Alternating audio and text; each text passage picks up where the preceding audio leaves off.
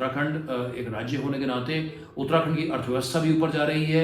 जब अर्थव्यवस्था ऊपर जा रही है तो इन्वेस्टमेंट्स ऊपर जा रहा है, इंफ्रास्ट्रक्चर ऊपर जा रहा है। इसी के साथ में Uttarakhand being a tourist state, Uttarakhand में टूरिस्ट और जो श्रद्धालु हैं वो भी ऊपर जा रहे हैं।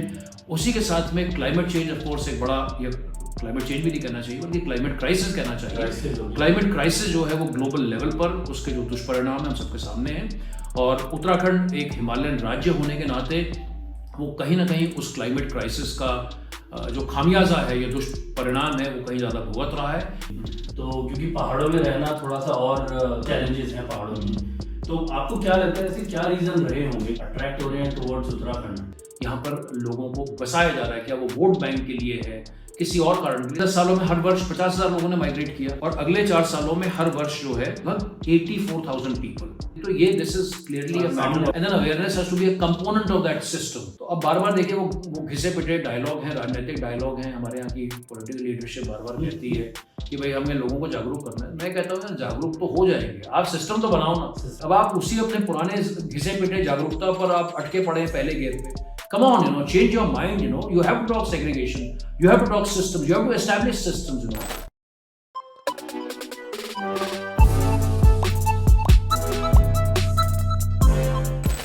नमस्कार दोस्तों, द बिश पॉडकास्ट में आपका स्वागत है।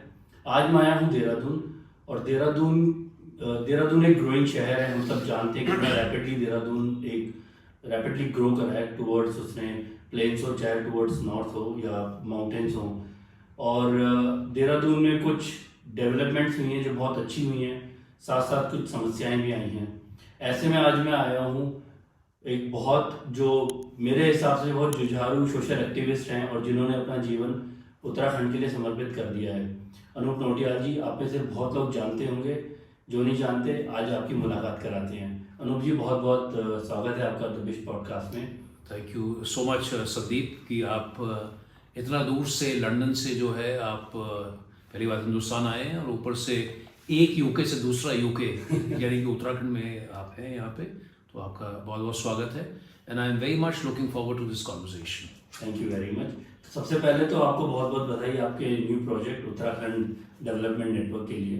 तो थोड़ा सा ब्रीफली आप इसके बारे में बताएं, फिर हम आगे फर्दर और डिस्कशंस करते हैं। संदीप, अगर आप मेरे को अलाउ करें तो अपने बारे में बात करने से पहले अगर हम उत्तराखंड को लेकर चर्चा करें, मुझे लगता है हमारा मुख्य विमर्श वही है, तो will that be fine? Do you think? बिल्कुल ठीक है, जैसा आपको ठीक लगे, और उस पर बात करते हैं। तो उत्तराखंड में हम मैंने जो बचपन में जब मैं देहरादून आता था, वो सिटी और आज की सिटी में बहुत फर्क हो गया है। पहले हम लोग दिल्ली से ही सोच के आते थे देहरादून जाएंगे तो एक काइंड ऑफ फिल्टर आउट हो जाएगी बॉडी। आज बहुत चेंजेस आ गए हैं। आप कैसा देखते हैं उत्तराखंड आज 23 साल पुराना हो गया है, और ऑब्वियसली आई कैन सी कि बहुत चेंजेस आए हैं इसमें, जो पॉजिटिव्स हैं, बट पॉजिटिव के साथ नेगेटिव्स भी आते हैं। तो आप क्या ऑब्जर्व करते हैं, या आपने क्या आपकी एनालिसिस रही है इस मामले में? तो संदीप, जब आपकी मेरी बात आज से 3 या 4 दिन पहले हुई, आपने कहा कि आप यहाँ पर आएंगे और हम बातचीत करेंगे, तो मैं थोड़ा बहुत सोचने लग गया कि इस पॉडकास्ट में हम क्या बात करें। जो लोग हमें पॉडकास्ट में देख रहे हैं, हम उनके साथ में उत्तराखंड को लेके क्या इन्फॉर्मेशन शेयर कर सकते हैं, यहाँ का लैंडस्केप इस समय कैसा है, क्या क्या यहाँ पर चाहे हम उन्हें मैक्रो ट्रेंड्स बोलें या बड़ी ऐसी कौन सी चीज़ें हो रही हैं जो कि साफ तौर पर, स्पष्ट तौर पर उसको हम नहीं देख पाते हैं कई बारी। और दूसरा जो खासकर जो आपके वेस्टर्न वर्ल्ड में बड़ा कॉमन है, ऑफ कोर्स इंडिया में बड़ा कॉमन है, कि हम डॉट्स को कनेक्ट करने की कोशिश करते हैं। तो एक मैंने छोटा सा एक हैंड रिटन पेपर है, इसी के माध्यम से जो उत्तराखंड का लैंडस्केप है, जो वर्तमान का लैंडस्केप है उत्तराखंड का, उत्तराखंड लैंडस्केप फरवरी 2024 में इस समय उत्तराखंड की क्या एक किस्म से स्थिति है। तो यहाँ पर कुछ उसके आप चाहे डायमेंशंस बोलें या कंपोनेंट्स बोलें, उत्तराखंड के समाज में, उत्तराखंड के जो पूरा जैसे लैंडस्केप की हम बात कर रहे हैं। जब हम लैंडस्केप की बात करते हैं तो एक सोसाइटल लैंडस्केप है, एक इकोनॉमिक लैंडस्केप है, एक पॉलिटिकल लैंडस्केप है, एक पीपल लैंडस्केप है। तो उसके तमाम अलग अलग पहलू हैं। उसके ऊपर जो है अगर आप बोले तो मैं थोड़ा सा इन चीज़ों के बारे में बात करना चाहूँगा। तो जैसा आप देख रहे हैं कि ये जो ऊपर की जो सबसे ऊपर की जो बड़ी लाइन है संदीप, यहाँ पर 3 चीज़ों का जिक्र है। एक माइग्रेशन है, दूसरा डेमोग्राफिक / पॉपुलेशन है, और जो हमारे को जो दर्शक हैं और उनके साथ भी शेयर करना चाहूँगा, व्यूअर्स के साथ में, कि पिछले कुछ समय में उत्तराखंड राज्य में, विशेष तौर पर पिछले 2-2.5 सालों में, ये डेमोग्राफिक्स का जो इश्यू है बड़ा प्रोमिनेंटली सामने आया है। और उसी के साथ में एक और जो उत्तराखंड के लिए वैसे तो एक ग्लोबल इश्यू है, आज अर्बनाइजेशन की बात होती है, लेकिन उत्तराखंड में जिस किस्म का अर्बनाइजेशन या अनरेगुलेटेड अर्बनाइजेशन जो हम देख रहे हैं, जिसे मैं एक अनसस्टेनेबल अर्बनाइजेशन कहता हूं, उसके बारे में भी तो ये 3-4 प्रमुख बातें, और इसी के साथ में बड़े लैंडस्केप में, तो before we come into the individual components, Uttarakhand में इसके अलावा और जो हम देख रहे हैं कि जो अर्थव्यवस्था है वो भी ऊपर जा रही है। इनफैक्ट ये जितने एरोज हैं संदीप, इसमें ये सारे के सारे ये पॉइंट कर रहे हैं कि माइग्रेशन भी ऊपर जा रहा है, डेमोग्राफिक पॉपुलेशन ऊपर जा रहा है, अर्बनाइजेशन ऊपर जा रहा है, और इसी के साथ में जो प्रदेश की जो ऑफ कोर्स इंडिया पूरे देश की जो इकोनॉमी है वो एक अपवर्ड ट्रेंड में है, और वो कोई बड़ा एक्सेप्शन नहीं है कि उत्तराखंड एक राज्य होने के नाते उत्तराखंड की अर्थव्यवस्था भी ऊपर जा रही है। जब अर्थव्यवस्था ऊपर जा रही है तो इन्वेस्टमेंट्स ऊपर जा रहा है, इंफ्रास्ट्रक्चर ऊपर जा रहा है। इसी के साथ में Uttarakhand being a tourist state, Uttarakhand में टूरिस्ट और जो श्रद्धालु हैं वो भी ऊपर जा रहे हैं। उसी के साथ में क्लाइमेट चेंज ऑफ कोर्स एक बड़ा, या क्लाइमेट चेंज भी नहीं कहना चाहिए बल्कि क्लाइमेट क्राइसिस कहना चाहिए। क्लाइमेट क्राइसिस जो है वो ग्लोबल लेवल पर उसके जो दुष्परिणाम है हम सबके सामने हैं, और उत्तराखंड एक हिमालयन राज्य होने के नाते वो कहीं ना कहीं उस क्लाइमेट क्राइसिस का जो खामियाजा है या दुष्परिणाम है वो कहीं ज़्यादा भुगत रहा है। इसी के साथ में डिजास्टर्स, फरवरी 2024 में हमारी ये बात हो रही है, आज से 3 महीने पहले आपको ध्यान होगा, लगभग 100 दिन पहले उत्तरकाशी जिले के सिलक्यारा टनल ने पूरे देश और दुनिया की निगाहें अपनी ओर आकर्षित करी थी। इसी के साथ में उत्तराखंड राज्य में अभी हाल ही में जो यूनिफॉर्म सिविल कोड UCC आया है, ये भी राज्य के लिए एक नई उसे कवायद कहेंगे, एक नई मुहिम कहेंगे, उसके भी बहुत सारे डायमेंशंस हैं। और एक बड़ा अनफॉर्चुनेट रियलिटी उत्तराखंड राज्य में जो हल्द्वानी में जो अभी वायलेंस हुआ, ऐसा वायलेंस उत्तराखंड में देखने को नहीं मिला है। तो ये जो तमाम जो पहलू हैं, अलग अलग डायमेंशंस हैं, इन सब का हम एक अपवर्ड शिफ्ट या अपवर्ड स्लांट देख रहे हैं। अब how this will pan out in the days, weeks, months and years to come can be only left to one's imagination. तो उसका क्या आपको, ठीक है, ऑब्वियसली, क्योंकि हमने भी देखा कि उत्तराखंड जो है वो second growing state in the UK, in the India है। दोबारा बोल रहा हूँ, यस आई एग्री, क्योंकि हमने भी देखा है कि उत्तराखंड जो है, अगर आप स्टैट्स की बात करें तो सेकंड ग्रोइंग स्टेट है ऑल ओवर इंडिया में, तो विच मीन्स की रैपिडली ग्रोथ हो रही है। बट यस, उसके साथ कुछ नेगेटिव्स भी आते हैं। अगर पॉपुलेशन आ रही है तो उनका इंफ्रास्ट्रक्चर जो स्ट्रेस है वो क्या स्टेट झेल पाता है, नहीं झेल पाता है, अर्बनाइजेशन की प्लानिंग्स कैसी हैं। तो देहरादून itself आप देखिए छोटा सा था, कहाँ तक पहुँच गया है। इनफैक्ट जो लोग ऋषिकेश क्रॉस करते हैं वो भी अपने आप को देहरादून वाले बोलते हैं। तो कहीं ना कहीं वो सिटी में तो स्ट्रेस है ही।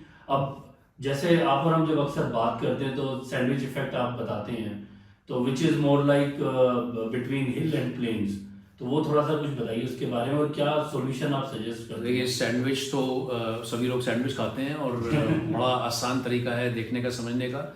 और मैं खाली बात देहरादून की नहीं करना चाहूँगा यहाँ पे, हम तो जो बात पूरे उत्तराखंड राज्य की कर रहे हैं। जी। और जब हम राज्य की बात करते हैं तो एक किस्म से जो हमारा स्टार्टिंग ब्लॉक है, let us start by saying that there are 13 districts in Uttarakhand. तो जो 2 हमारे जिले हैं, हरिद्वार और ऊधम सिंह नगर, वो 100% 100% वो मैदानी जिले हैं। उसके बाद में जो अगली जो कड़ी आती है वो देहरादून जिला और नैनीताल जिला। तो नैनीताल एक डिस्ट्रिक्ट है, देहरादून भी ऐसा डिस्ट्रिक्ट है। तो ये जो हैं ये भी मैदानी जिले हैं, लेकिन इसमें पर्वतीय क्षेत्र भी आते हैं। उदाहरण के तौर पर देहरादून जिले में मसूरी आपका पड़ता है, चक्राता का इलाका पड़ता है। ऐसे करके जो नैनीताल जिला है उसमें ऑफकोर्स नैनीताल है, बाकी इलाके भी हैं। और उसके बाद में अगर आप सेकंड फ्लोर बोलें तो जो हमारे 9 पर्वतीय जिले हैं हमारे गढ़वाल और कुमाऊं मंडल के, तो ऐसे करके उत्तराखंड राज्य का एक ज्योग्राफिकल जो सेटअप है। अब जो हम सैंडविच इफेक्ट की बात कर रहे हैं, माइग्रेशन या पलायन जो है वो उत्तराखंड राज्य की एक सदाबहार वास्तविकता रही है। तो असल में जो फिनोमिना है, जो सोसाइटल फिनोमिना है या जो वास्तविकता है, वो ये है कि पिछले कई वर्षों से जो पलायन है वो थम नहीं रहा है, बल्कि उसके विपरीत अगर हम देखें, और ये स्वयं सरकार के आंकड़े हैं उत्तराखंड राज्य में, और अगर हमारे पास समय होगा तो हम कुछ डेटा को भी देख सकते हैं। बिल्कुल। उत्तराखंड राज्य में पिछले कुछ वर्षों में सरकार की रिपोर्ट्स के आधार पर पलायन की गति में वृद्धि हुई है। तो पलायन एक्चुअली बड़ा है। सरकार तमाम चाहे जितने दावे कर ले, लेकिन वास्तविकता स्वयं सरकार के आंकड़ों में ये दर्शाती है कि पलायन न तो सिर्फ बड़ा है बल्कि बड़े हमारे यहाँ के जो यंगस्टर्स हैं उनको एक शब्द बड़ा अच्छा लगता है, बार बार कहते हैं भयंकर। तो जो यहाँ पर जो पलायन है वो भयंकर तौर से जो है उत्तराखंड राज्य में पिछले वर्षों में सरकार की रिपोर्ट के आधार पर बढ़ा है। वापस अगर सैंडविच इम्पैक्ट पे लौटे तो हम ये बात कर रहे हैं कि पहाड़ों से आने वाला पलायन और जो उत्तराखंड में जो बाहर से जो लोग, अब ये कौन है, कहाँ से आ रहे हैं, ये क्योंकि वो भी डेटा है, उसका भी हमारे पास में डेटा है।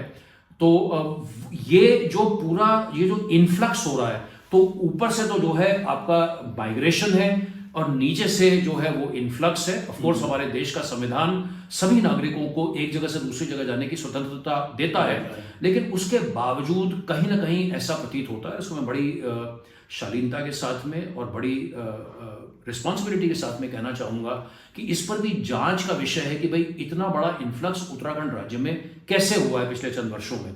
तो इसी को हम सैंडविच इफेक्ट कहते हैं।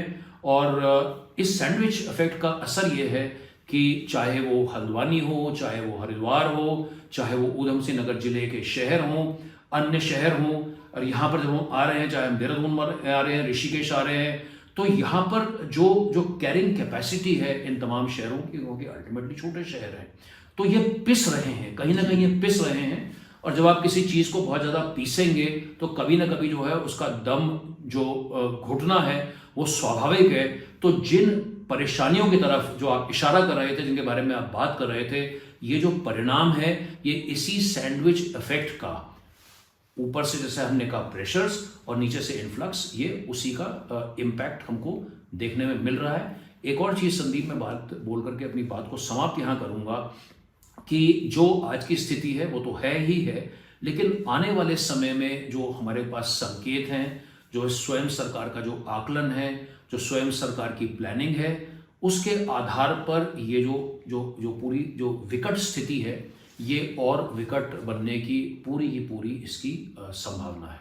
आई एग्री विद यू, क्योंकि जो डेटा भी आपके साथ हम डिस्कस कर रहे थे, तो आई एम वेरी सरप्राइज कि 10 साल के अंदर उत्तराखंड में 30% इंक्रीमेंट हुई है। और बीइंग चलो मान लिया कि टूरिज्म स्टेट है, रिलीजियस स्टेट है, तो मान लेते हैं कि लोग आते हैं। तो अगर ऑन अदर हैंड हम गोवा देखें, जो वेदर वाइज भी बहुत अच्छा है, जहाँ पे आपको कल्चर भी बहुत वेस्टर्नाइज मिलता है, वहाँ सिर्फ 13% हुई है, जो कि is just like a plain. तो क्योंकि पहाड़ों में रहना थोड़ा सा और चैलेंजेस हैं पहाड़ों में, तो आपको क्या लगता है ऐसे क्या रीजन रहे होंगे कि लोग इतना अट्रैक्ट हो रहे हैं टुवर्ड्स उत्तराखंड?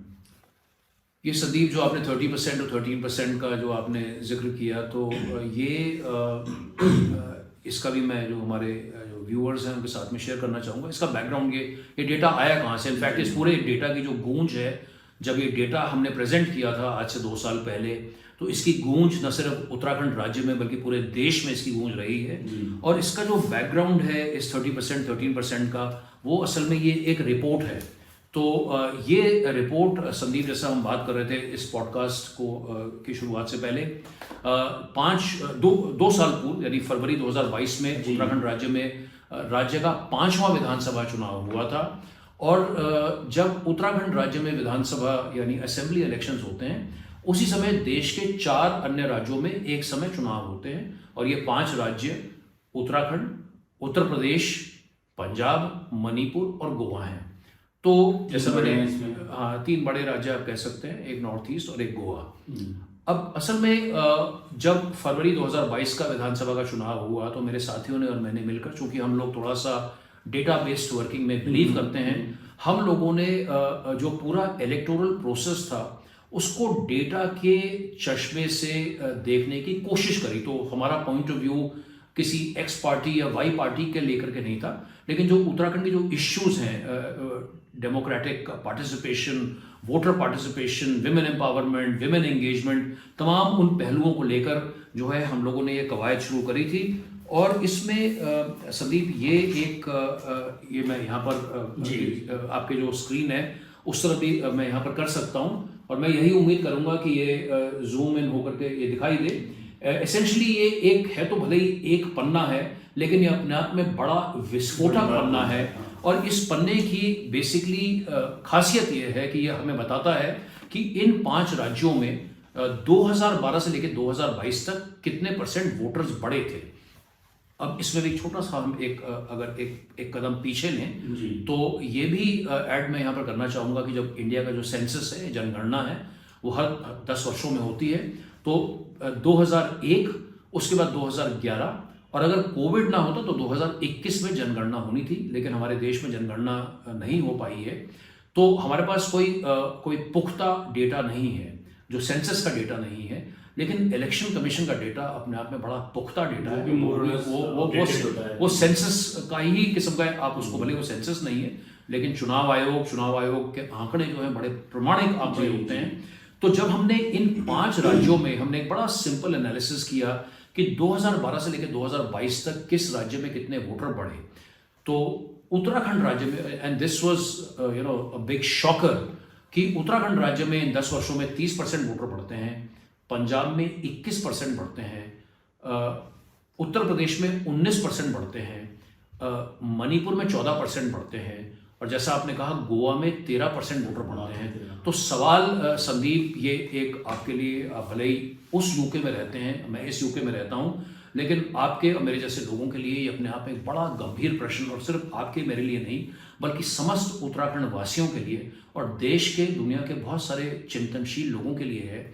और सवाल यह है कि ऐसा क्या कारण है कि उत्तराखंड राज्य में, जहाँ पर अन्य राज्यों में 13%, 14%, 19% वोटर बढ़ रहे हैं, उत्तराखंड राज्य में 30% वोटर क्यों बढ़ रहे हैं।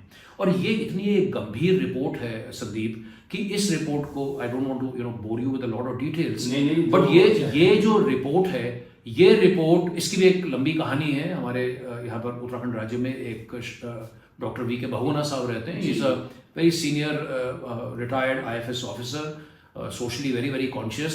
So he took this report and he went with this report to various government authorities, including the PMO, including the Chief Minister's office here. He also made a representation to the Election Commission of India कि भाई आप इसके ऊपर जांच कराइए। So in fact the Election Commission of India asked the Election Commission of Uttarakhand कि भाई आप इसके बारे में इन्वेस्टिगेशन करिए कि ऐसा रीजन क्या है। तो एनीवे इसका एक पहलू ये था, बट इसको थोड़ा सा मैं अगर इसकी डेप्थ में और जाऊँ तो ये तो हमने स्टेट का डेटा देखा। उसके बाद में हमने इसको संदीप ये ब्रेकअप किया कि एक छोटा सा पॉइंट आया, सॉरी टू इंटरप्ट, 2017 में क्या स्टेटस था? देखिए 17 क्योंकि 5 साल का पीरियड है, तो ऑफकोर्स आपका जितना लॉन्गर पीरियड होगा वो ज़्यादा सब्सटैंशियल है। तो हम तो एक 10 साल का ट्रेंड देख रहे हैं। In fact since you asked that question, मैं उसको एक दूसरे तरीके से आंसर देता हूँ। देखिए उत्तराखंड का जो पहला चुनाव हुआ था वो 2002 में हुआ था जी। तो 2002, 2007, 2012, 2017 और 2022 उत्तराखंड राज्य को बने जैसे आपने कहा 23 साल हो गए। तो जब हम इन 5 चुनावों को भी अगर हम 2 ब्लॉक्स में देखें, व्हाट आई मीन टू से कि पहला इलेक्शन 2002 और you take the first decade 2002 से 2012 एंड देन यू टेक 2012 से लेकर 2022, तो जो पहला डेकेड उत्तराखंड का था उस डेकेड में जो वोटर्स बढ़े थे वो 20% बढ़े थे। In fact thank you so much for reminding me. तो वो 20% वोटर बढ़े और दूसरे डेकेड में 30% वोटर बढ़े। तो ये भी अपने आप में एक कंपैरेटिव एनालिसिस है। In fact very quickly to also mention, हमारे यहाँ पे फरवरी में इलेक्शन हुआ था 2022 में। हिमाचल प्रदेश जो कि हमारा पड़ोसी राज्य है, पर्वतीय राज्य है, वहां पर भी उत्तराखंड के 8-9 महीने बाद इलेक्शन होते हैं। हिमाचल प्रदेश में भी 20% वोटर बढ़े थे। Anyway to come back to Uttarakhand, हमने 30% की बात करी। हमारा जो अगले लेवल का जो हमने जो डेटा को देखा, हमने उत्तराखंड के 13 जिलों के डेटा को देखा। और यहाँ पर अभी आप देखेंगे तो आप ये पाएंगे, क्योंकि एक अब नेशनली में 13 जिले हैं, ये तो 30% तो पूरी स्टेट का है, तो ऐसा तो नहीं है कि 13 के 13 जिलों में 30% वोटर बढ़ेंगे। अब सवाल ये उठता है कि कौन से जिलों में सर्वाधिक वोटर बढ़े। And this is the no brainer Sandeep कि जो मैक्सिमम जो वोटर बढ़े हैं वो सैंडविच इंपैक्ट वाले डिस्ट्रिक्ट्स में ही बढ़े हैं, विच आर उधम सिंह नगर, वहां पर 43% वोटर बढ़ता है। देहरादून जिले में 41% वोटर बढ़ता है। नैनीताल जिले में 32% वोटर बढ़ता है। हरिद्वार जिले में 31% वोटर बढ़ता है। और इसकी तुलना जब आप पहाड़ी जिलों से करते हैं, उदाहरण के तौर पर अल्मोड़ा और पौड़ी उत्तराखंड के सबसे बड़े जिले हैं, पर्वतीय जिले।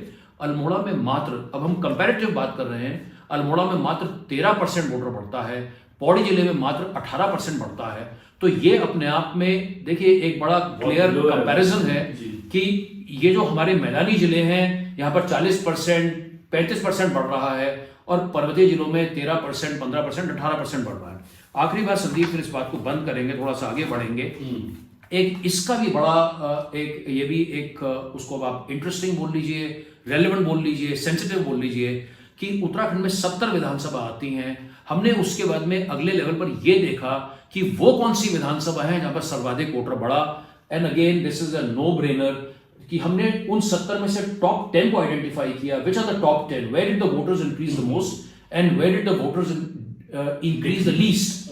तो जो सबसे ज्यादा जो था, देहरादून शहर में एक विधानसभा पड़ती है धर्मपुर, जहां पर 72% वोटर 10 सालों में बढ़ता है। 72% इज एन एस्ट्रोनॉमिकल फिगर।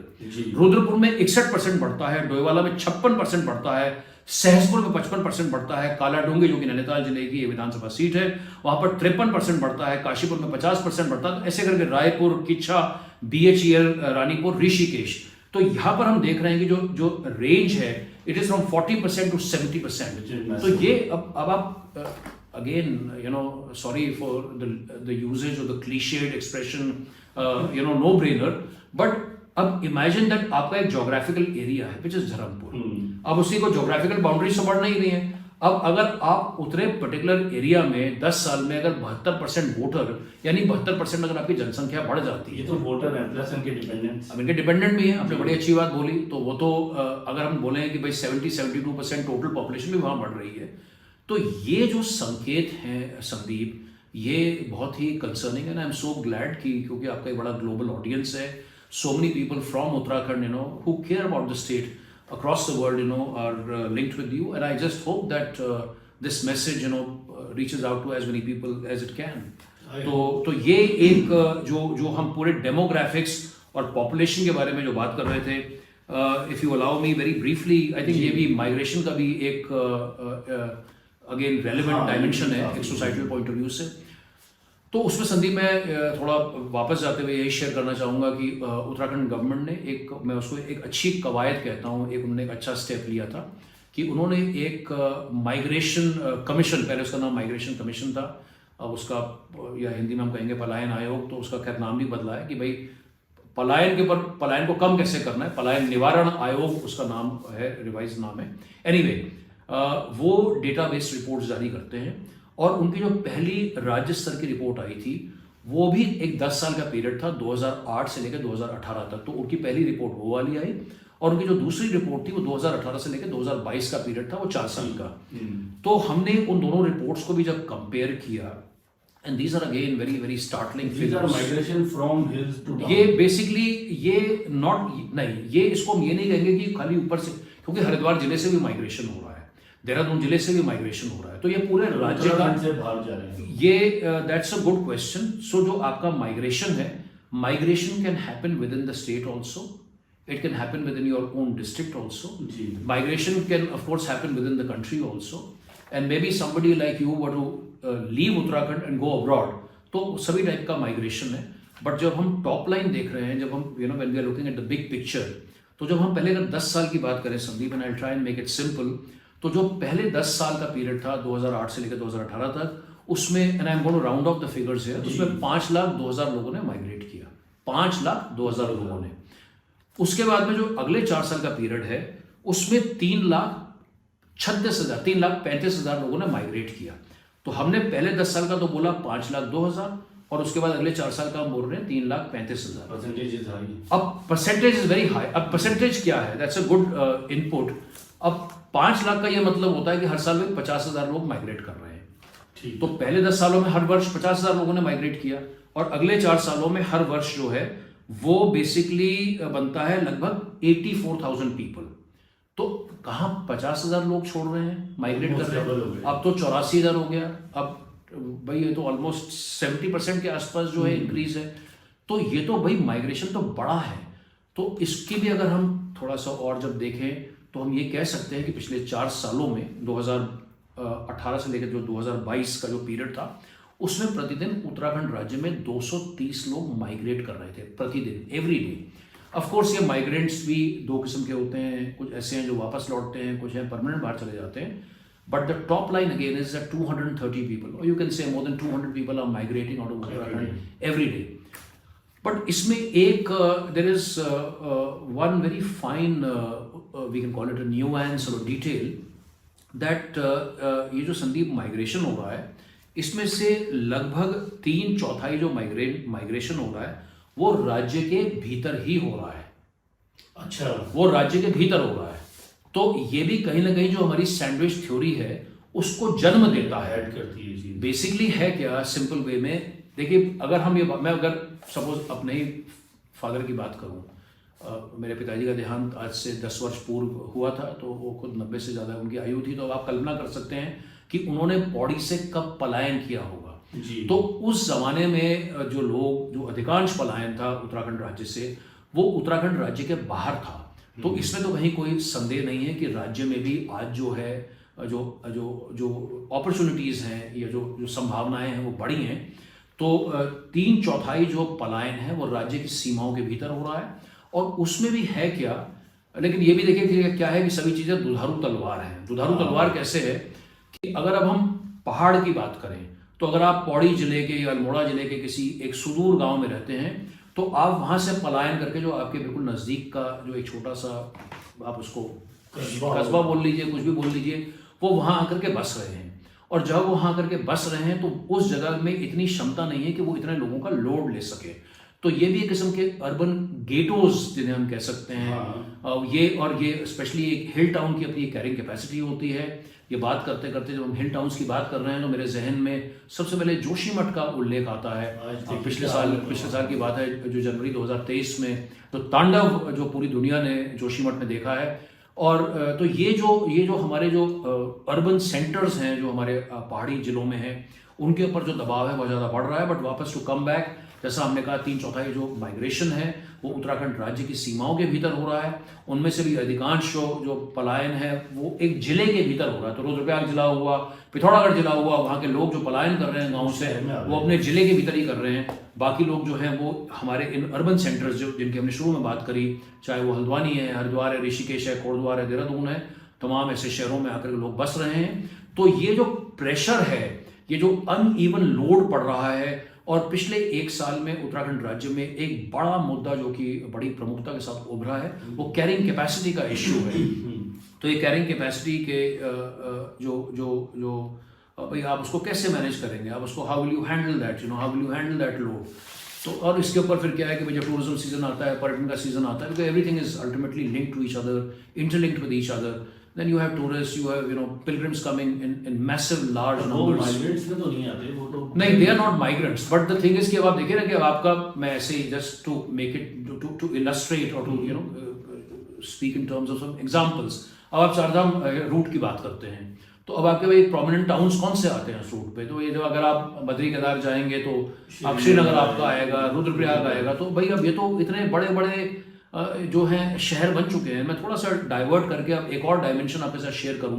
पिछले कुछ सप्ताह में उत्तराखंड राज्य में गुलदार के जो हमले हैं और जो गुलदारों का जो तांडव उन्होंने भी मचाया हुआ है इस समय, बिल्कुल चाहे तो वो जो लेपर्ड अटैक्स हो रहे हैं, तो बिल्कुल, बल्कि श्रीनगर की हम बात करें तो आज से कुछ समय पहले तो वहाँ पर ये हाल हो गया था, इतना बुरा हाल था कि पूरे शहर में शाम को 6 बजे कर्फ्यू लग जाता था। तो ये भी कहीं ना कहीं जब इतना ज़्यादा प्रेशर पड़ रहा है, तो इंसान जो है, जो जानवरों के हैबिटेट थे वहाँ तक हम लोग पहुँच रहे हैं। तो ये जो मैन एनिमल कॉन्फ्लिक्ट है, ये भी अपने आप में एक नई चुनौती, एक नई चिंता बन करके उत्तराखंड राज्य में उभरी है। और तो और जो राजधानी है, जो प्रोविजनल कैपिटल उत्तराखंड राज्य की देहरादून शहर, आज से कुछ दिन पहले देहरादून शहर के इलाकों में आउटर एरियाज में गुलदार को देखा गया था। तो ये सब इश्यूज हैं, लेकिन ये माइग्रेशन का भी है, हमने उसको लेकर के थोड़ा बहुत डिस्कस किया है। अच्छा, एक पॉइंट है मेरा, जैसे भी हमारे पास 2 रिपोर्ट्स हैं। एक रिपोर्ट बोलती है कि मैसिव इनकमिंग हो रही है उत्तराखंड में या इंक्रीज इन वोटर्स है, और दूसरी तरफ हम देख रहे हैं कि बहुत माइग्रेशन हो रहा है। तो अगर if I compare just general data comparison, तो लुक्स लाइक कि इमिग्रेशन जो है टुवर्ड्स उत्तराखंड बढ़ा है। इसका मतलब अपॉर्चुनिटीज हैं, लोग आ रहे हैं बाहर से काम करने या कुछ भी एक्सवाइजेड रीजन, चाहे उसमें आप बीआरओ की जो सड़कें बन रही हैं उनके जो श्रमिक हैं वो भी आके बस जाते हैं, फिर वो भी एलिजिबल हो जाते हैं वोट के लिए, चाहे वो देखें, चाहे आप कोई होम स्टे बना रहा है, या बहुत सारी चीज़ें हैं इसमें। तो ऐसा क्या है कि जो हिल के लोग हैं या उत्तराखंड वाइड की अगर हम बात करें, तो as per average data they are going out, लेकिन लोग आ भी रहे हैं, तो वो क्यों जा रहे हैं? उनको नहीं लगता कि अपॉर्चुनिटीज हैं? देखिए पहाड़ से क्वेश्चन। जो पहाड़ से जो माइग्रेशन हो रहा है वो तो उसका तो देखिए स्वयं पलायन आयोग ने उसके बारे में हमें अपनी पहली रिपोर्ट में डेटा दिया था और वो स्पष्ट है और साफ है कि 50% जो पलायन जो पहाड़ों से हो रहा है वो क्योंकि lack of employment opportunities basically वहाँ पर एम्प्लॉयमेंट अपॉर्चुनिटीज़ नहीं है। इसके अलावा जो दो प्रमुख और मुद्दे और मसले हैं वो शिक्षा और स्वास्थ्य। तो जब हम इन तीन चीज़ों को क्लब करते हैं एम्प्लॉयमेंट, हेल्थ एंड एजुकेशन, 3/4 जो पलायन पहाड़ों से है वो इन्हीं कारणों से है। तो इन कारणों से लोग नीचे आ रहे हैं और अब तो खासकर क्या है कि भाई देखिए नए-नए कारण भी पलायन के सामने आ रहे हैं। कहीं न कहीं निश्चित तौर पर भाई अब कौन रहेगा? आप और हम ही अगर वहाँ पर रहना चाहें, लेकिन अगर सामने गुलदार है तो हम कहेंगे कि भाई हम वहाँ नहीं रह सकते हैं ना। तो हमारे को खुद अपनी जान की और अपने परिवार की जान की पड़ी है तो हम नीचे आ जाएंगे। इसके अलावा संदीप एक और जो पलायन पिछले कुछ वर्षों में बढ़ा है और ये भी एक ग्लोबल फिनोमेना है जिसे हम क्लाइमेट माइग्रेंट कहते हैं। जी जी। तो जो डिजास्टर्स के कारण जो माइग्रेशन है उसके कारण भी उत्तराखंड राज्य में ही उदाहरण के तौर पर लगभग 500 गांव हैं जिनका पुनर्वास होना है, जिनको रिहैबिलिटेट होना है। तो ऐसे बहुत होना सारे है या हो गए? उनका हुआ नहीं है। तो ये अपने आप किस एक बड़े बड़ी ये गाँव? ये गांव वो है जहाँ पर किसी किस्म की आपदा आई तो सरकारी कागजों में और आंकड़ों में वो गांव दर्ज हो गए कि यहाँ पर जो है इनका पुनर्वास होना है। और चूंकि इसका जिक्र हो रहा है तो मेरे को जहन में याद आता है। अब आप देखिए कितनी बड़ी ट्रेजेडी ही कहेंगे इसको कि गौरा देवी जो चिपको आंदोलन की प्रणेता हैं, जी जो पूरा विश्वविख्यात ग्लोबल रिकग्निशन जिस चिपको आंदोलन को 1970 के दशक में मिला, आज 50 साल उस चिपको आंदोलन को पूरे हुए और चमोली जिले के उस रैनी गांव में जिस गांव ने पूरे दुनिया में जब एनवायरनमेंट सस्टेनेबिलिटी नाम के कोई शब्द नहीं थे तो आज वहाँ के उस गांव के लोग भी जो है बेघर होने को विवश हैं क्योंकि उनका पुनर्वास नहीं हो पा रहा है। तो ये तो बट वापस अगर आपके सवाल पर लौटे तो माइग्रेशन के वो कारण हैं और जहाँ तक यहाँ पर आकर के बसने की बात है, अब देखिए इसमें तो this is clearly a matter of investigation क्योंकि देखिए ठीक है अपॉर्चुनिटीज़ हैं। ऑफ कोर्स उत्तराखंड के इन शहरों का जो मौसम की भी अगर हम बात करें दिल्ली वगैरह की तुलना में कहीं बेहतर है। अब इन शहरों में दिल्ली वगैरह में पोल्यूशन बहुत ज़्यादा बढ़ रहा है, वहाँ से कई लोग छोड़ करके आना चाहते हैं तो वो भी लोग हैं जो कि इधर आकर के बस रहे हैं। ऊपर से पलायन हो रहा है और कहीं ना कहीं लेकिन ये जो 30% है इसकी भी जांच जो नहीं हुई है जिसको हमने लेकर के बार बार इस बात को उठाया कि ये भी जांच होनी चाहिए कि क्या यहाँ पर संगठित तरीके से यहाँ पर लोगों को बसाया जा रहा है, क्या वो वोट बैंक के लिए है किसी और कारण के लिए। तो ये दिस इज क्लियरली अ सामने मैटर आना ऑफ चाहिए। तो ये जब तक इसका इन्वेस्टिगेशन नहीं होगा otherwise it becomes and I never do that, it only becomes very very loose talk. तो हमको लूज टॉक नहीं करनी है बट एटलीस्ट हम एक रीजनेबल डिमांड और एक्सपेक्टेशन ये रख सकते हैं कि जब हमारे सामने खुद चुनाव आयोग का इलेक्शन कमीशन का डेटा है, ये एक फैक्ट है, this is very easy to find out, ये तो इलेक्शन कमीशन की साइट से लिया गया है। तो कम से कम आप ये पता तो लगाने की कोशिश कीजिए और ये देखिए ये काम आप और हम नहीं कर सकते या कोई सिविल सोसाइटी ऑर्गेनाइजेशन या मीडिया नहीं कर सकती है, ये काम सरकार को ही करना है। तो ये सरकार की जिम्मेदारी बनती है। सरकार इसको लेकर के समय समय पर बयान तो देती है लेकिन आज तक सरकार की तरफ से कम मेरी जानकारी में नहीं है कि उन्होंने कोई इस किस्म का कोई इन्वेस्टिगेशन या कोई ड्यू डिलिजेंस इन चीज़ों को लेकर किया। अभी तो शायद कोई टीम ही नहीं बनाई टू इन्वेस्टिगेट। वो ऐसा कुछ है नहीं। तो एक क्वेश्चन और आता है मेरे दिमाग में कि ऑब्वियसली डेमोग्राफी जो है बहुत रैपिडली चेंज हो रही है। अभी तक हमने बात करी नेचुरल और जो हैबिटेट रिलेटेड जो इश्यूज हैं, पर एक चीज़ होती है कल्चरल क्लैशेस। क्या होता है कि अब उत्तराखंड एक राज्य है जिसकी एक अपनी रिवायत चलती आ रही है, जो सदियों से या हजारों सालों से उत्तराखंड का एक कल्चर चलता आ रहा है। डेमोग्राफी बढ़ रही है, not to pointing out some specific but एक जनरल में बता रहा हूँ क्योंकि उत्तराखंड में बहुत सारे अलग अलग तरीके के लोग आए हैं तो कल्चरल क्लैशेस भी होते हैं। तो वो अभी जैसे रिसेंटली भू कानून का चल रहा है, तो व्हाट डू यू थिंक कि अगर भू कानून लागू हो जाता है और ये डेमोग्राफिक जो क्लैशेस जो भी हमने डिस्कस करे, गवर्नमेंट इस पे इन्वेस्टिगेट करती है, एनालिसिस करती है, या जो अपनी इतनी अच्छी रिपोर्ट बनाई है about these increment in voter bank या voter list, I would say not bank, तो वो आपको क्या लगता है भू कानून उस पर कुछ जोरदार असर कर पाएगा, इन चीज़ों पे चोट कर पाएगा? संदीप, आई एम वेरी ग्लैड आपने मेरे मुंह की बात छीन ली है, क्योंकि हमने इतने सारे अलग अलग पहलुओं को लेकर बात करी है। तो हमें भू कानून पर भी आना था और आपने उसका जिक्र छेड़ दिया है। तो ये जो जो पूरा हम उत्तराखंड का लैंडस्केप यहाँ पर देख रहे हैं, ये इसके पीछे एक बड़ा कारण भू कानून का ना होना भी है। क्योंकि यहाँ पर कोई जहाँ तक लैंड का सवाल है, it's completely lawless, there is no law of the land, so to say. और ये सक्सेसिव गवर्नमेंट्स ने लैंड लॉस को उत्तराखंड राज्य में डाइल्यूट किया है। तो जब हम 23 साल के इतिहास में देखते हैं, जब पर एक इसमें ऑफ कोर्स एक्सेप्शन था, जो मैक्सिमम डाइल्यूशन हुआ है वो तो खैर पिछले 5 या 6 सालों में ही हुआ है।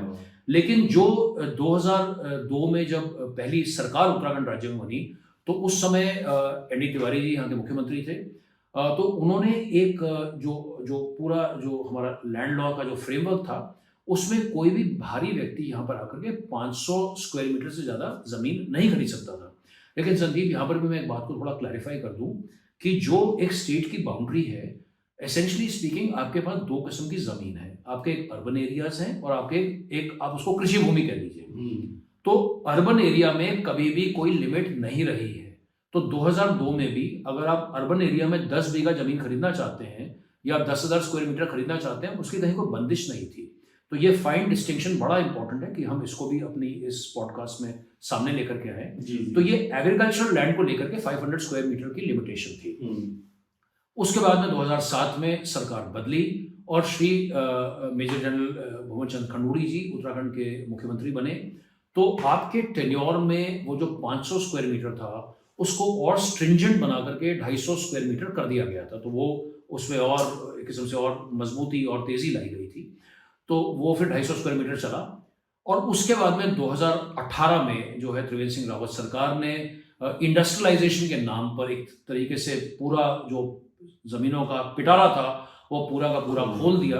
और ये उत्तराखंड की गवर्नेंस में एक बड़ा एक घाव बन करके, एक बड़े सोर पॉइंट की तरह बन करके उभरा है।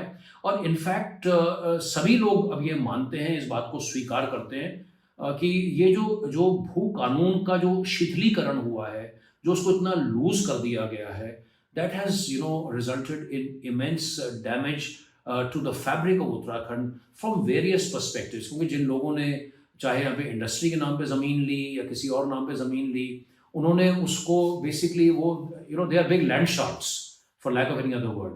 तो वो भू माफिया है। तो वो अब उनमें से कितने लोगों ने उसको इन्वेस्ट किया, कितने लोगों ने इन्वेस्ट नहीं किया। और यहाँ पर क्या है, देखिए, वो समिति बनती है। This is also very very funny, very strange. No, let me share with you. तो यहाँ पर एक चीफ सेक्रेटरी साहब हैं, तो उनकी अध्यक्षता में एक समिति बनी थी। तो जनरल परसेप्शन ये रहता है कि यार you are playing games, you are just playing, होता है ना, जैसे किड्स प्ले डिफरेंट गेम्स। तो यहाँ पर क्या है, यू आर प्लेइंग कमेटी। अब आपने एक कमेटी पहले बनाई, तो वो श्री सुभाष कुमार जी थे, वो तो चीफ सेक्रेटरी थे। अब उनकी अध्यक्षता में एक कमेटी बनी। अब उन्होंने ठीक है भाई, उन्होंने उनकी वो लोग थे, उन्होंने अपनी ड्यू डिलिजेंस करी, उन्होंने फिर एक आध साल में अपनी रिपोर्ट सौंपी। अब उस रिपोर्ट की जांच करने के लिए जो एडिशनल चीफ सेक्रेटरी थी, उनकी अध्यक्षता में एक और कमेटी बन गई। तो the second committee will now check what the first committee has done. तो ये भी तब सब हुआ जब 24 दिसंबर 2023 को जब देहरादून की सड़कों पर एक जन सैलाब उतर करके आया। और उत्तराखंड के पिछले 23 साल के इतिहास में पहली बार इतने सारे लोग स्वतः, वेरी वेरी इंपॉर्टेंट, बिना किसी के वो भी बुलाई हुई भीड़ नहीं थी, तो वो स्वतः लोग जो है उसमें ऑफ कोर्स नरेंद्र सिंह नेगी जी का है, जिनका आपने पॉडकास्ट किया। तो मैं तो खैर मैं क्या, बहुत सारे लोग यही कहते हैं, मानते हैं कि भाई क्योंकि उनकी कॉल थी, इमोशनल अपील थी। In fact many artist of Uttarakhand rallied behind that call. Many people, tens and thousands of people came on the streets and उन्होंने बड़े शांतिपूर्ण तरीके से इस बात को, अपनी बात को सामने रखा कि जो है भाई उत्तराखंड में भू कानून होना चाहिए। और उसके बाद में वो जो काफिला है वो जारी है। उसके बाद में वो लोग, उन्होंने बागेश्वर में भी किया ऐसा मार्च किया, टिहरी में किया, उसके बाद उन्होंने उसको कोटद्वार में किया है। And this entire movement here in Uttarakhand is being led by young people. And ये leaderless, it's a people's movement, ये लोगों का आंदोलन है। ये कोई प्रायोजित या कोई उस किस्म का या कोई पॉलिटिकल, इसमें of course the political parties have tried to join the bandwagon, but it is largely a people's movement. But good, I hope कि इतने जब लोग सड़क पे आ रहे हैं तो जो भी हुक्मरान है वो उसको देखें और समझें Absolutely. और कुछ करें। तो आगे बढ़ते हैं थोड़ा सा इस पे। अब हम बात कर रहे थे, आप भी बता रहे थे डिजास्टर्स के ऊपर। तो there can be so many reasons obviously. जो मेरे को सबसे बड़ा रीजन दिखता है, एक तो जो इंफ्रास्ट्रक्चर डेवलपमेंट हो रही है उत्तराखंड में। अब प्रॉब्लम मुझे क्या लगती है, जिसका जहां मन करता है सड़क निकाल देता है। अब वो चाहे पास है या नहीं है, but I have seen in some villages जहाँ पे उन्होंने बोला थोड़ी नीचे कर दो सड़क, तो वो आ गई उनके घर के आगे। अब वो क्योंकि पहाड़ों में जब रास्ते कटते हैं तो it has to be full dimension, पूरी एनालिसिस होती है कि और उत्तराखंड के पहाड़ तो मट्टेले पहाड़ हैं, पत्थर वाले नहीं है। और मुझे याद है बचपन में हमने हुआ होगा लैंडस्लाइड, बट इतना कभी सुना नहीं था जितना आजकल होता है। पेड़ जो हैं बिल्कुल गायब हो गए हैं। जो हरे भरे पेड़ दिखते थे पहले वो गायब हो चुके हैं। फिर जहां मन आ रहा है कंक्रीट जंगल बन रहा है। तो आई थिंक ये चीज़ें तो हैं, लेकिन आप जैसे एक काम करते हैं अबाउट द प्लास्टिक वेस्ट, तो वो आई थिंक इट्स कमेंडेबल। और बहुत लोग, क्या मतलब मैंने तो देखा नहीं आपके अलावा किसी और को बात करते हुए उत्तराखंड में, ये जो पहाड़ों में जो ये मैगी पॉइंट्स हैं या जो छोटे ढाबे हैं, ये लोग शाम को अपना सारा वेस्ट पीछे फेंकते और चले जाते हैं। ये लोग रियलाइज नहीं करते हैं कि इसका एनवायरनमेंट पे कितना ज़बरदस्त इम्पैक्ट पड़ता है गोइंग फर्दर। तो आप थोड़ा सा प्लास्टिक बैन के बारे में बताइए, अपनी इस मुहिम के बारे में। I think that is also very की पॉइंट। संदीप, आपने ना एक बड़ी रॉ नर्व टच करी है। और again sorry, I take the liberty of before talking about plastic, जैसे आपने, क्योंकि आपने डिजास्टर से बात शुरू करी। जी जी जी। तो वो क्योंकि हम लोग उस पर भी काम करते हैं, और वो बड़ा ही, देखिए ये तो क्या है ना, जन्म और मृत्यु का मामला है। ये तो सबसे, अगर संवेदनशील मामलों की बात करें आज राज्य में, तो ये जो पूरा, और आजकल तो देखिए किस्म से ठीक है, क्योंकि अभी फरवरी चल रहा है जी। लेकिन कुछ दिनों में जंगलों की आग शुरू हो जाएगी। जंगलों की आग जलने का जो सीज़न है वो टिपिकली 15 फरवरी से शुरू होता है। लेकिन जो सबसे सेंसिटिव पीरियड जो होता है, जो मजाक की बात है, हमने बोला सीजन आग जल रहा है, क्योंकि ये भी बहुत गंभीर विषय है। तो ये है इसका सीजन, फॉरेस्ट फायर सीजन ही कहा जाता है, कि 15 जून से शुरू होता है, 15 फरवरी से, please excuse me. But to come back to disasters, जो मॉनसून का, जो आपदा का भी सीजन है, तो अगर हम ज़्यादा दूर ना जाएं संदीप, हम 2023 की ही बात करें और उत्तराखंड से बढ़ते हुए, let us wear a bigger hat right now and talk about the IHR, which is the Indian Himalayan region. और उसमें भी अगर आप देखेंगे तो देयर वर 5 नोटेबल, तो खैर क्या बोले, but 5 very distressing tragedies or period of tragedies, that the people of the Himalayan region in India had to suffer. एक एक करके चलते हैं। हाँ बिल्कुल। So first one of course is Joshimath. ठीक है, एक बहुत बड़ी प्रभु की कृपा रही कि वहाँ पे कोई फर्टिलिटी नहीं हुई है, बट जो जोशीमठ का जो पूरा जो प्रकरण हुआ है, उसने एक पूरी शहर को, वहाँ पर रहने वाले हजारों बाशिंदों को, उनके परिवारों को, उत्तराखंड राज्य को, देश को, सभी को जो है पूरा झकझोर करके रख दिया था। तो that was number 1। Number 2 is the disaster in the state of Himachal Pradesh in the monsoon of 2023। तो वहाँ के बार बार मुख्यमंत्री जी का बयान आता था कि भाई हमारे यहाँ 12,000 करोड़ का नुकसान हो गया है इस आपदा में। And these are incalculable figures ना, भाई सारी चीज़ों को तो कैलकुलेट नहीं कर सकते। तीसरी जो इसी फेरिस्त में है, वो उत्तराखंड में जो आपदा आई, उत्तराखंड में भी बड़ी, हिमाचल की तुलना में इस बार उत्तराखंड में कम डैमेज हुआ, लेकिन उसके बावजूद उत्तराखंड राज्य में भी बड़ा भारी तबाही हम लोगों को देखने को मिली। चौथा उदाहरण, और ये जो सेकंड और थर्ड थे, this was more in the month of July and August. उसके बाद में अक्टूबर 2023 में सिक्किम में जो तीस्ता बेसिन में, एक इनफैक्ट वो GLOF है, जिसको आप कह रहे हैं ग्लेशियर लेक आउटबर्स्ट फ्लड। तो जो ग्लेशियर जब रिसीड करते हैं, रिट्रीट करते हैं, तो उनका मोरेन जो होता है, मलबा पड़ा रहता है, वो लूज होता है, और जब बरसात होती है तो बिल्कुल टोरेंशियल नीचे आता है और वो तबाही भारी लेकर के आता है। और पांचवा और आखिरी इस 5 की फेरिस्त में वो सिलक्यारा का टनल हादसा, जो कि नवंबर 2023 में पूरी दुनिया ने उसका मंजर उत्तराखंड राज्य में उत्तरकाशी जिले में देखा। तो ये 2023 का हमारा जो है 1 2 3 4 5 है। अब ये हो क्यों रहा है? अब but to come back to Uttarakhand, I think this is something also very, very vital to share with you, and of course, with our friends who are watching us. So there is, and I mentioned this in many, many places, Sandeep. जब ISRO ने जब चंद्रयान ऊपर भेजा, तो भाई पूरे देश ने बिल्कुल गर्व के साथ में बड़े गौरवान्वित हुए कि देखिए इसरो ने कितना, वाकई में इसरो ने बड़ा शानदार काम किया। हर भारतवासी की जो छाती है वो गर्व के उससे चौड़ी हो गई थी।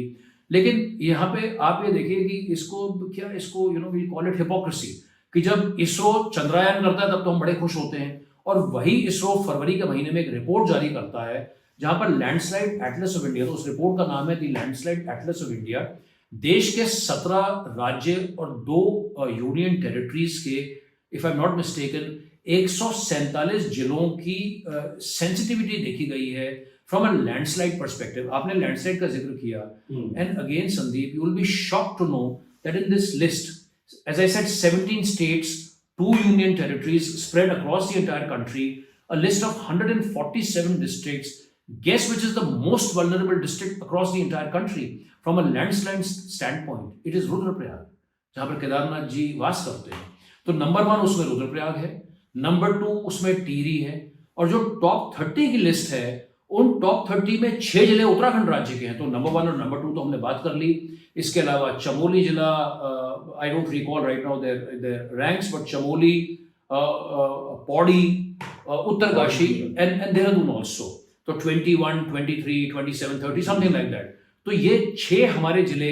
तो भाई आपका देखिए, अब आप बात कर रहे हैं कंस्ट्रक्शन की, अब आप कितना बेतरतीब किस्म का निर्माण जो है इस समय हो रहा है। और जब हम निर्माण की बात करते हैं तो उत्तराखंड में जो निर्माण की सबसे बड़ी, and you will find it little bit funny, and it is funny from a sad stand point, कि उत्तराखंड में सड़कों के बनाने की सबसे बड़ी जिम्मेदारी असल में किसी चीफ इंजीनियर की या किसी आर्किटेक्ट की या किसी वैसे इंसान की नहीं होती है, वो जेसीबी ऑपरेटर की होती है। तो जेसीबी ऑपरेटर जब सड़क बनाएंगे तो जिन बातों का आपने जिक्र किया कि भाई वो कहाँ अपना जेसीबी चला करके ले जा रहा है, तो this is of course one can say on a lighter note, but this by and large जो अंदर की सड़कें बनती हैं तो जेसीबी ऑपरेटर का एक बहुत बड़ा रोल है। तो the way construction is happening, और not only me, the whole world says nobody is against development, but the way you are doing development, जिस तरीके से आप डेवलपमेंट कर रहे हैं, जिस कौशल के साथ आप कर रहे हैं, और आप उसी इसरो की, let me go back and link it to Chandrayaan, कि जब हम चंद्रयान को लेकर के we are so proud of ISRO, then why is the government and why are the authorities and why is everyone else and why are the people of the state not really looking at जो रुद्रप्रयाग जिला हमारा है या हमारा जो टिहरी जिला है, और उस बात को आत्मसात क्यों नहीं करते कि ये सबसे वल्नरेबल डिस्ट्रिक्ट है। And this I am not saying this, you are not saying, ISRO is saying, government report, and that too central government institution of the calibre and stature of ISRO is saying that. तो ये ऐसे बहुत सारे पहलू हैं। अब sadly होता क्या है, अब डिजास्टर होता है, कुछ आंसू बहाए जाते हैं, है ना, of course people feel sad, everyone feel sad, and then in the next moment life moves on, but ये सस्टेनेबल नहीं है। Then of course you have जो मारक क्षमता जो जलवायु परिवर्तन की है, क्लाइमेट चेंज भी है, सो क्लाइमेट चेंज, अब let's not get into that because ultimately climate change is also human induced. But अगर हम उस पर भी नहीं जाते, हम अगर यही बात करें कि भाई ठीक है क्लाइमेट चेंज है, तो आपको तो और सेंसिटिव होने की आवश्यकता है। जो आपकी जो कंस्ट्रक्शन है, अब आपको इतना क्या कंस्ट्रक्शन करने की ज़रूरत है, नहीं है, तो ये बहुत सारे ये पहलू हैं। हमें बात करते हैं बहुत समय हो गया है। I don't know if friends who are watching this will be with us this long, but ये डायमेंशंस हैं अलग अलग। इस समय उत्तराखंड के लैंडस्केप को लेकर हमने बात करनी शुरू करी थी संदीप। यूसीसी पे बात करते हैं। यूसीसी को फ्रैंकली हमने उसको उस तरीके से इतना फॉलो नहीं किया है। I will be very candid with you, उस तरीके से नहीं पढ़ा है ना। मेरा थोड़ी सी फितरत है कि जब तक किसी चीज को बहुत तरीके से ना पढ़ा जाए, है ना, तो मैं उसके बारे में I find it, but the only thing I know about UCC is that what I have read of course is from the standpoint of live in relationships. तो वो उसको लेकर के specially amongst the younger lot there has been a lot of angst, a lot of anxiety, and I think clearly the government should be very very cognizant. India is a young country, yeah, exactly. तो उसको देखना चाहिए भाई। आप जो है, तो एक जो उसका मैसेज ये गया है कि basically the government is stepping into your privacy, into your privacy, into your bedrooms. So that's all that I will say, that जो मैंने editorials वगैरह पढ़े, बट उसकी मैं पूरी report to be very candid उसको मैंने नहीं पढ़ा है। तो आई थिंक आपको किसी ऐसी शख्सियत से बात करनी चाहिए, स्पेशली जो जिनका एक लीगल बैकग्राउंड भी हो, जिन्होंने उसके 150, 200, 250 पन्नों को ढंग से पढ़ा हो। तो आई थिंक ही और शी बहुत बड़ा स्पेक्ट्रम है वैसे यूसीसी का, इसमें तो जस्ट अ पार्ट। तो इसका थोड़ा आप प्लीज प्लास्टिक बैन का तो बताइए, प्लास्टिक क्योंकि आई पर्सनली फील कि ये बहुत बड़ा, ये भी एक एक इशू है जो कहीं ना कहीं प्ले करता है। प्लास्टिक पे हमें जो जब हम एनवायरमेंटल इश्यूज़ की बात करते हैं तो मेरे साथी और मैं हम बेसिकली दो तरीके से काम करते हैं, थोड़ा ग्राउंड में काम करते हैं, थोड़ा सा पढ़ाई लिखाई का काम करने की कोशिश करते हैं। तो one of our areas of interest actually is waste management, and even within that larger waste management domain is the issue of plastic waste management. तो उसमें हमने अलग अलग टाइम पर अलग अलग तरीके से काम करने की कोशिश करी है। We have tied up with corporates. तो जैसे आपने मैगी पॉइंट का जिक्र किया, तो देहरादून से जो मसूरी जाते हैं, we work with close to 300 Maggi points. और आपने बिल्कुल सही कहा, एसेंशली बेसिकली है क्या कि even again taking a step back, ये जो वेस्ट मैनेजमेंट का जो पूरा इशू है, इसको भी लेकर के हम बार बार एडवोकेसी करते रहते हैं, रिपोर्ट्स जारी करते रहते हैं, पब्लिक डोमेन में चीज़ों को लाते रहते हैं। एंड आई एम क्वाइट, आप तो देखते ही हैं, we follow each other on Twitter. So anyway, but so that is one part, but the other part is also trying to find some solutions. So we tied up, for instance, with Nestle, just before COVID. तो हम तब 300 Maggi points के साथ काम कर रहे थे। अब उनको बेसिकली आपको लोगों को सेंसिटाइज करना है, लोगों को आपको सेंसिटाइज करके आप उनको सेग्रीगेशन, देखिए अल्टीमेटली आप तो यूके में रहते हैं, लंदन में रहते हैं, उसके पास रहते हैं, तो आपको पता है जो वेस्टर्न वर्ल्ड है, अब तो इंडिया में भी बहुत सारे शहरों में, Indore is such a stunning example, यहाँ पर जो फैमिलीज हैं, इंडिविजुअल्स हैं, वो भी अपने कचरे को सेग्रीगेट करती हैं। तो उत्तराखंड राज्य में ऐसी जो अभी तक, this is also a tragedy, भाई ये तो बेसिक है, ये तो मूल मंत्र है। आप you can't manage your waste till the time you start segregating it. तो anyway, but to come back to plastic, तो हमने वहाँ काम किया। हम अभी एक नए प्रोजेक्ट पे भी लगे हुए हैं, we are going to set up 300 plastic banks in Dehradun. We have a tie up with एक सेंट्रल गवर्नमेंट का इंस्टीट्यूशन यहाँ पे देहरादून में, CSIR IAP है हमारा, उनके साथ में पिछले कई सालों से हम काम कर रहे हैं। तो we have set up plastic banks in Dehradun. Essentially we go and work with community, we set up plastic banks. वहाँ पर कोशिश रहती है कि लोगों को सेंसिटाइज करें, वो अपना प्लास्टिक वहाँ लाएँ, उसके बाद में वो कलेक्टेड प्लास्टिक जो है वो रिसाइकल्ड हो। और just to give you 1 or 2 more data sets, अब देहरादून शहर में रिलेटिवली एक ग्लोबल लेवल पर, इवन इंडिया लेवल, तो देहरादून एक छोटा शहर है। इवन अ सिटी और टाउन, बिग टाउन और city like, in fact we should call Dehradun a city now, a city like Dehradun is generating close to 500 metric tons of waste on a daily basis. वो 5 lakh kilo बनता है। अब 5 lakh kilo कचड़े को आप रोज, वो तो जनरेट होना ही होना है, और उसमें अनुमानित है कि 10% जो है प्लास्टिक वेस्ट होता है। 50,000 किलो प्लास्टिक वेस्ट आप जनरेट कर रहे हैं। तो अब वो it's a big mess, it's a big chaos right now. तो that is why Uttarakhand such a, I am very sorry to use such words, is a dirty state. आप कहीं भी जाएंगे आपको चारों तरफ जो है कचरा दिखाई देगा पड़ा हुआ। तो वो तो simply because our authorities are not creating. तो इसमें भी लोगों की बहस होती है, और मैं खुद मानता हूँ कि ठीक है, हमें लोगों को भी अवेयर करना है, लेकिन मैं संदीप इस बात को कई बार बोलता हूँ कि awareness alone is not the मंत्र ऑफ वेस्ट मैनेजमेंट। आपको तो कोई ना कोई सिस्टम बनाना पड़ेगा। जब आप सिस्टम बनाएंगे, and then awareness has to be a component of that system. तो अब बार बार देखिए, वो घिसे पिटे डायलॉग हैं, राजनीतिक डायलॉग हैं, हमारे यहाँ की पॉलिटिकल लीडरशिप बार बार कहती है कि भाई हमें लोगों को जागरूक करना है। मैं कहता हूँ जागरूक तो हो जाएंगे, आप सिस्टम तो बनाओ ना। वेस्ट मैनेजमेंट प्लांट में ही वेस्ट के ही पहाड़ खड़े हो गए हैं, तो it's a big big chaos, and वो अपने आप में बड़ा ग्रिम, बहुत बड़ा ग्रिम इश्यू है।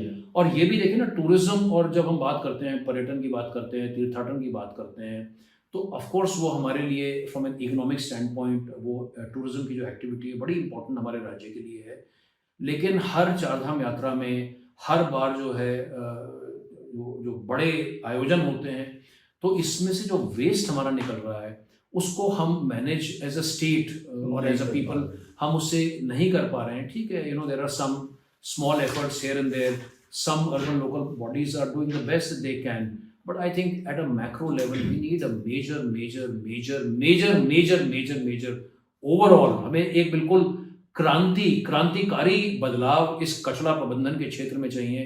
And Sandeep, also whatever my age is, देखो 23 साल हो गए उत्तराखंड को बने हुए। Let's not fool ourselves with these कि यार आज हमने ये कर दिया, वो कर दिया। तो अब आपको कुछ करो ना, आपको तो उसको 10x 20x करना है जी। आपको जो स्केल और साइज है ना, अब आप वही पायलट में, यार हम ये पायलट कर देंगे, हम 20 लोगों को, ठीक है, अब 20 लोगों को भी हम भी करते हैं, हमें 20 लोगों को, ठीक है, हमने उनको एजुकेट करना है, but at least at a government level you know, you have to policy बना दो आप और एक पॉलिसी बनाओ, आप सिस्टम बनाओ, you know, you have to aim for the sky. So you have to aim for the sky or the moon or the sun or whatever you say, but you have to dream big, and you know, really, अगर वो आप उस mindset से काम नहीं करेंगे तो Uttarakhand will continue to, sadly, you know, I'm very sorry to again say that, नहीं, this is actually continue to sad rot, you know, truth. but this is the truth, you know. Exactly. We have to be very blunt, and We we have to be cannot very, ignore it. nahi, we can't, you know, we should be brutally honest, you know, with ourselves, and also to respect our, you know, the ones who are watching this and spending their precious time. So I think we need to be very brutally honest and call a spade a spade. मुझे तो ऐसा लगता है कि उत्तराखंड, मतलब sorry not political statement, but Uttarakhand सरकार का दुर्भाग्य है, क्योंकि आप जो काम कर रहे हैं वो तो बड़े बड़े डिपार्टमेंट करते हैं उत्तराखंड के, वो एक सब कैटेगरीज बना के कहते हैं कि चलो आप डेमोग्राफी एनालिसिस कीजिए, आप वेस्ट एनालिसिस कीजिए, आप वो सब करके उन्हें दे ही रहे हैं ऑलरेडी रिपोर्ट्स।